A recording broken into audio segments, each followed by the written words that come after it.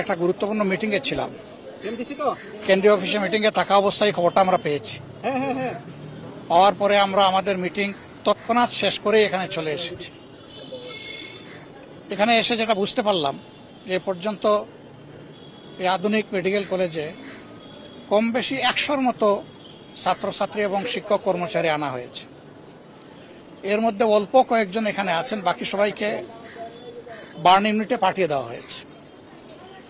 উপস্থিত ডাক্তার যারা, তারা আমাদেরকে অবহিত করেছেন যে এর মধ্যে 30 জনের অধিক তাদের শরীরে 80 থেকে 100% বার্ন হয়ে গেছে।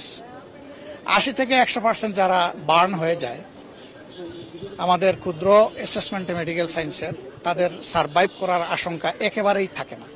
কিন্তু আল্লাহ চাইলে মৃতকেও জীবন দিতে পারেন, আবার সুস্থকে ধরে নিয়ে যেতে পারেন। বাকি যারা আছে তারা বলছেন যে হয়তো উপযুক্ত চিকিৎসা পেলে তারা সারভাইভ করবে।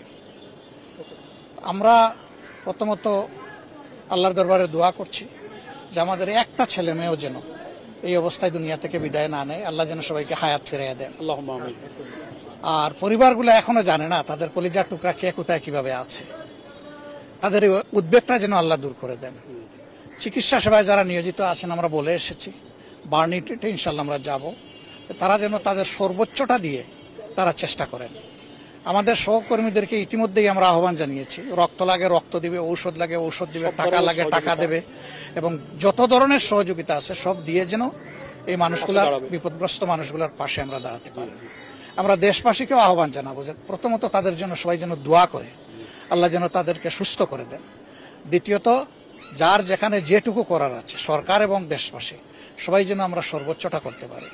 তৃতীয় আমাদের অনুরোধ থাকবে যে এই ধরনের সেন্সিটিভ জোনে যেন ভবিষ্যতে আর এই ধরনের ট্রেনিং দেওয়া না হয়। কারণ ট্রেনিং লার্নার যে প্লেন, এগুলার এটাই কিন্তু প্রথম অ্যাক্সিডেন্ট না। এর আগেও অনেকগুলা বিপজ্জনক অ্যাক্সিডেন্ট হয়েছে এবং জানমালের ক্ষয়ক্ষতি হয়েছে। আমরা যতটুকু জানতে পেরেছি, পাইলট যিনি, তিনিও নিহত হয়েছেন, তিনিও আমাদের সন্তান। তার জন্য আমরা দোয়া করি আল্লাহ যেন তাকে ক্ষমা করেন এবং জান্নাত দান করেন। এখানে এই প্লেন ক্রাশে ইতিমধ্যে যদি আর কেউ এরকম নিহত হয়ে থাকেন, তাদের জন্য আমাদের একই দোয়া থাকলো, এবং আমরা সবাই মিলে ইনশাল্লাহ এই বিপদ যাতে কাটিয়ে উঠতে পারি, আল্লাহ যেন আমাদেরকে এই তৌফিক দান করেন।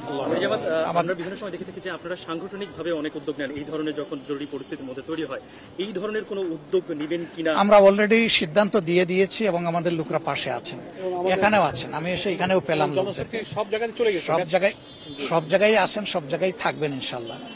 এরপরে একটু যখন সেটেল হবে ঘটনা, তখন আমরা প্রত্যেকটি পরিবারে যাবো ইনশাল্লাহ। যেখানে যাকে যেটুকু করার দরকার, আল্লাহ যেন আমাদেরকে সেটা করার তৌফিক দেন।